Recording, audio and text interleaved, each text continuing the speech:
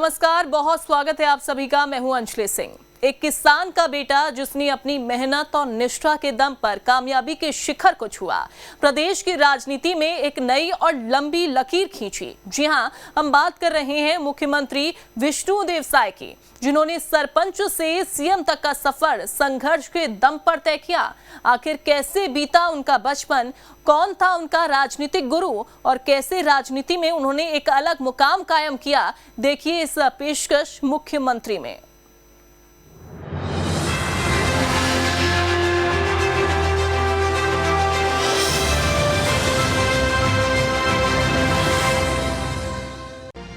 मैं विष्णुदेव साय ईश्वर की शपथ लेता हूं कि मैं विधि द्वारा स्थापित भारत के संविधान के प्रति सच्ची श्रद्धा और निष्ठा रखूंगा।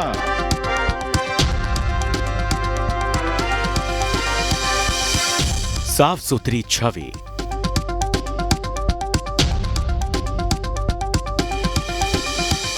सियासी अनुभव और सालों की मेहनत।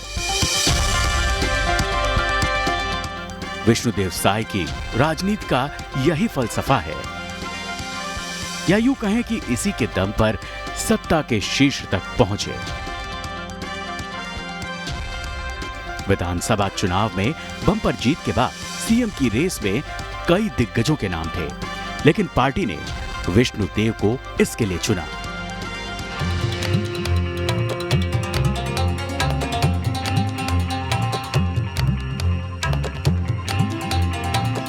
मुख्यमंत्री विष्णुदेव साय का जन्म जसपुर के कांसाबेल विकासखंड के एक छोटे से गांव बगियास में 21 फरवरी 1964 को एक मध्यम वर्गीय किसान परिवार में हुआ।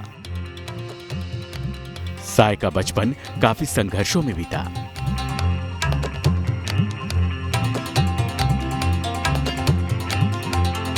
इनकी प्रारंभिक शिक्षा बगिया गांव के शासकीय स्कूल में हुई, जहां से उन्होंने 5वीं तक की शिक्षा प्राप्त की। 5वीं की पढ़ाई के दौरान पूरे स्कूल में टॉपर थे। इसके बाद उन्होंने 12वीं तक की पढ़ाई लोयला स्कूल कुनकुरी से पूरी की। पहली से लेकर 5वीं तक यहीं बगिया स्कूल में एक कच्चा करके मकान था, ये इमली झाड़ के पास। पहले उसी में हम लोग 5वीं तक पढ़े हैं। और 5वीं पढ़ने के बाद वो पढ़ने में बड़ा तेज रहे, पढ़ने में बड़ा माने ध्यान उनका बहुत बढ़िया रहता था। उनके पापा बहुत छोटे में ही एक्सपायर कर गए, तो उसके बाद पढ़ाई करने के बाद वो लोयला स्कूल 6वीं 7वीं 8वीं 11वीं तक वहाँ लोयला में पढ़े हैं वो। और खेलने कूदने में बड़ा माहिर थे, और नदी हम लोग साथ नहाने जाते। विष्णुदेव साय का परिवार किसानी से जुड़ा है, लिहाजा खेती में उनकी भी रुचि बचपन से ही है। इसीलिए आज भी विष्णुदेव साय जहां रहते हैं वहां आसपास सब्जियां उगाना नहीं छोड़ते।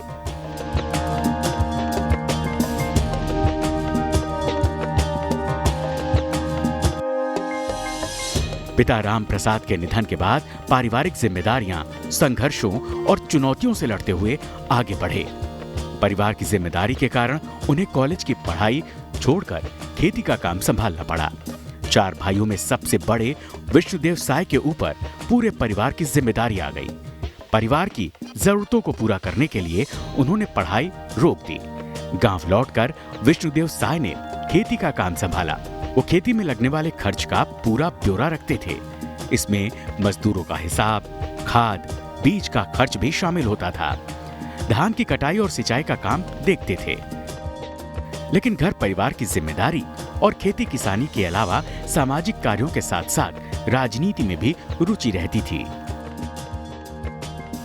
और साल 1989 में हुए पंचायत चुनावों में उन्होंने पंच का चुनाव लड़ा और निर्विरोध सरपंच निर्वाचित हुए। विष्णुदेव साय के राजनीतिक सफर की शुरुआत सरपंच चुनाव से ही शुरू हो गई थी। जनता से जुड़ाव का ही नतीजा था कि विष्णुदेव साय दूसरी बार भी निर्विरोध सरपंच बने और साल 1990 में पहली बार विधायक चुने गए। भारतीय जनता पार्टी ने साल 1990 में उनके ऊपर भरोसा जताकर तपकरा विधानसभा क्षेत्र से विधायक का टिकट दिया, जिसमें उन्होंने जीत हासिल की। विष्णुदेव साय संघ से भी जुड़े रहे और राजनीति में धीरे धीरे आगे बढ़ते गए। विष्णुदेव साय 1999 से 2019 तक लगातार 4 बार लोकसभा सांसद भी चुने गए। 2014 से 2019 तक विष्णुदेव साय केंद्र में इस्पात और खनन राज्य मंत्री भी रहे। यही नहीं, साय को छत्तीसगढ़ बीजेपी का अध्यक्ष भी बनाया गया था, जिसकी जिम्मेदारी भी उन्होंने बखूबी निभाई थी। क्योंकि जब वो विधायक बने उस समय भी उनके साथ मैं दौरा जाता था। सबसे शुरू विधायक बने, सरपंच रहे, सरपंच साल भर रहे, निर्विरोध सरपंच बगिया में रहे। उसके बाद 1 साल बाद वो फिर उस समय तपकरा विधानसभा से चुनाव लड़े और जीत गए। जीतने के बाद उनके साथ मैं दौरा जाता था, मोटरसाइकिल से हम लोग जाते थे दोनों। और जब आते थे रात को आते थे हम लोग। और उसके बाद देखिए 2 बार विधायक रहे और उसके बाद तीसरा बार उस रायगढ़ लोकसभा क्षेत्र से सांसद बने और लगातार 4 बार सांसद रहे। और उस चौथे बार वो केंद्रीय मंत्री बने। उनकी सादगी और जिंदगी को जीने का तरीका इतना सहज और साधारण है कि लोग उनकी सादगी के कायल हैं। मुख्यमंत्री के जीवन के पहलुओं पर गौर करें तो पता चलता है कि मुख्यमंत्री विष्णुदेव साय को जनसंघ की विरासत अपने दादा बुधनाथ साय से मिली। उनके दादा 1947 से 1952 तक तत्कालीन सीपी एंड बरार विधानसभा में मनोनीत विधायक भी रहे हैं। साय का परिवार शुरू से ही जनसंघ से जुड़ा रहा, जहां तक कि बड़े पिताजी स्वर्गीय नरहरि प्रसाद साय भी वर्ष 1977 से 1989 तक जनता पार्टी की सरकार में संचार राज्य मंत्री भी रहे।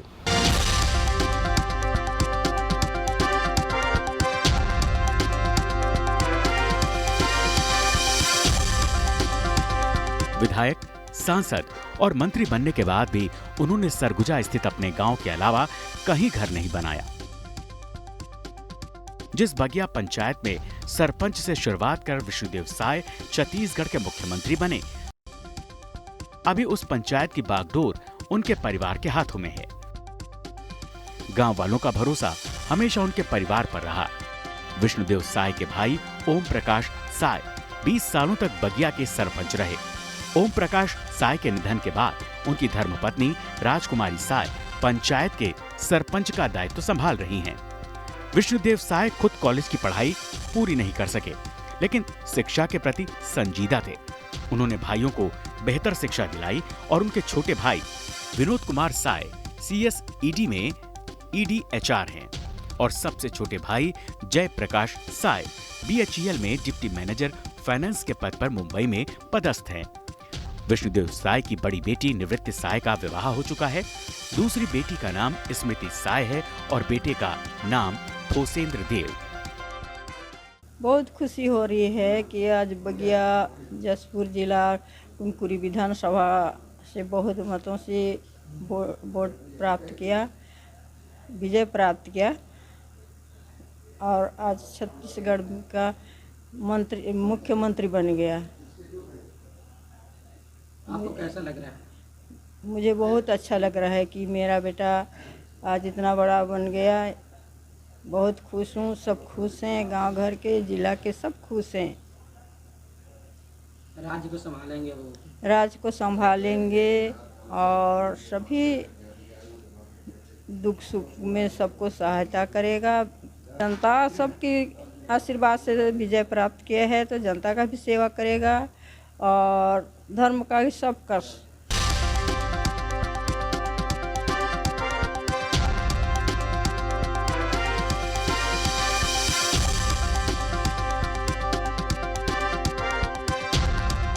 वैसे तो विकास के प्रति क्षेत्र में पहले भी विष्णुदेव साय सक्रिय रहे हैं, लेकिन बतौर सीएम अब परिवार के साथ साथ लोगों की भी उम्मीदें बढ़ गई हैं। बहुत अच्छा महसूस हो रहा है। इतना मतलब खुशी कभी नहीं मिला था कि एक छोटे से गांव के मतलब सीएम बन गए।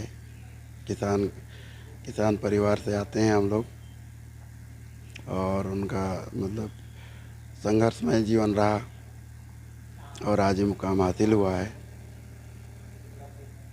क्या कहेंगे जनता को? जनता का पहले तो शुक्रिया अदा करना चाहूँगा, आभार व्यक्त करना चाहूँगा कि उन्होंने मतलब विधानसभा में भारी मतों से जिताकर सीएम बना दिया। उनका बहुत बहुत आभार।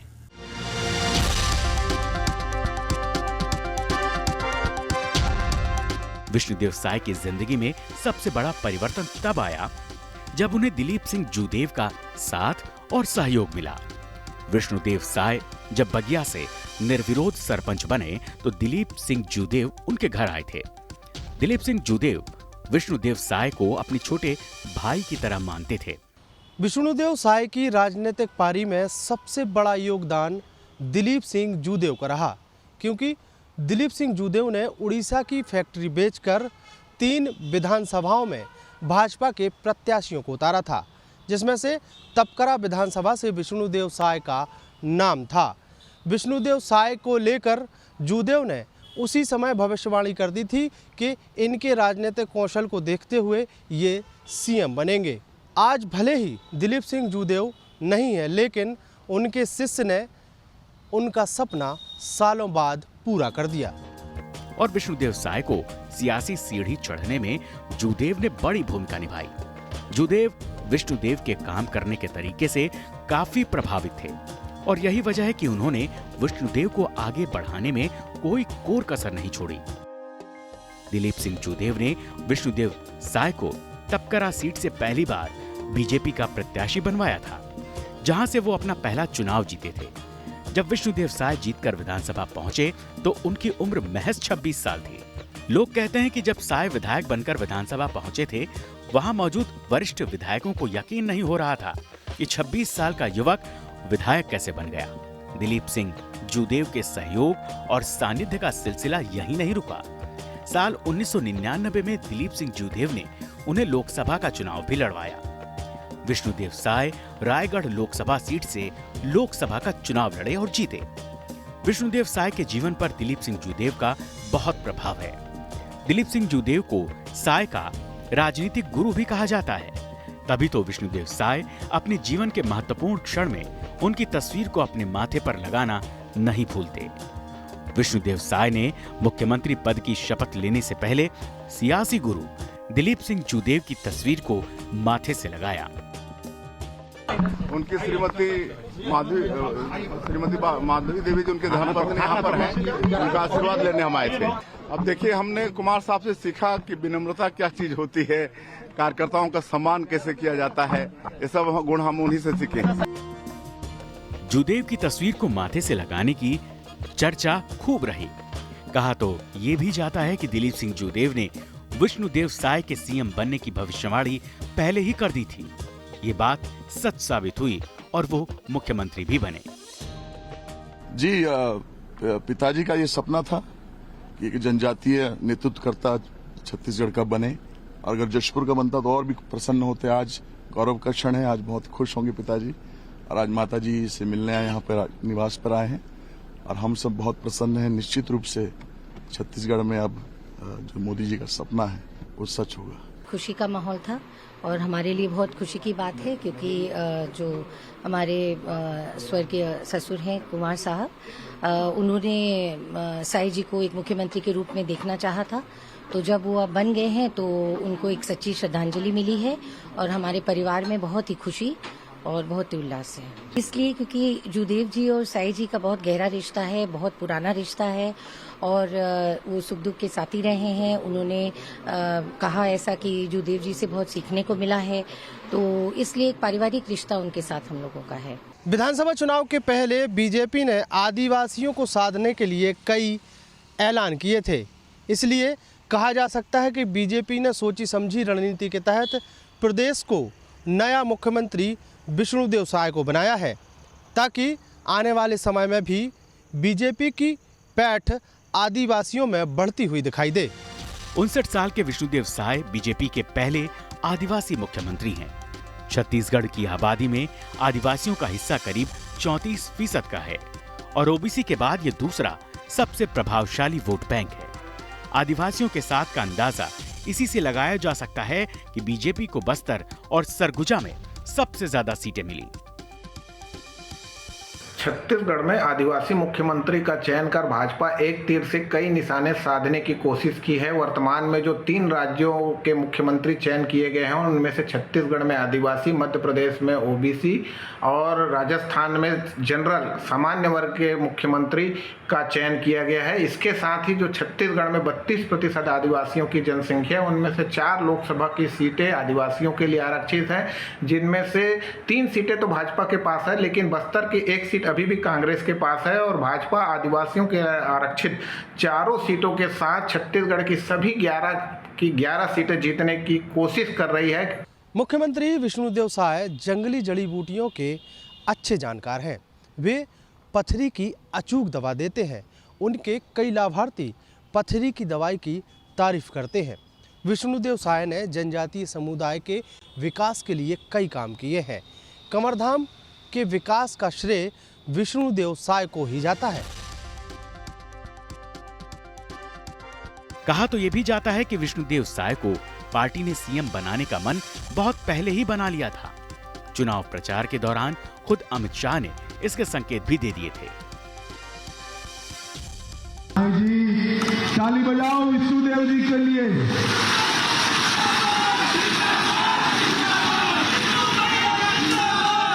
माताओं, भाइयों, बहनों, विष्णुदेव जी हमारे अनुभवी कार्यकर्ता है, नेता है, सांसद रहे, विधायक रहे, प्रदेश अध्यक्ष रहे।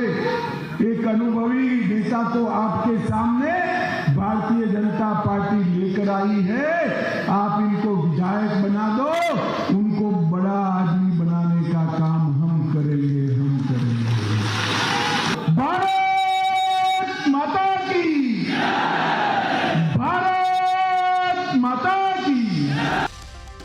विष्णुदेव साय के सामने प्रदेश को आगे बढ़ाने की बड़ी चुनौती है।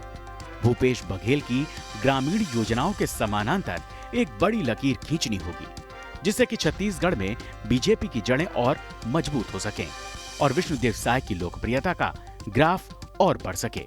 Team news state.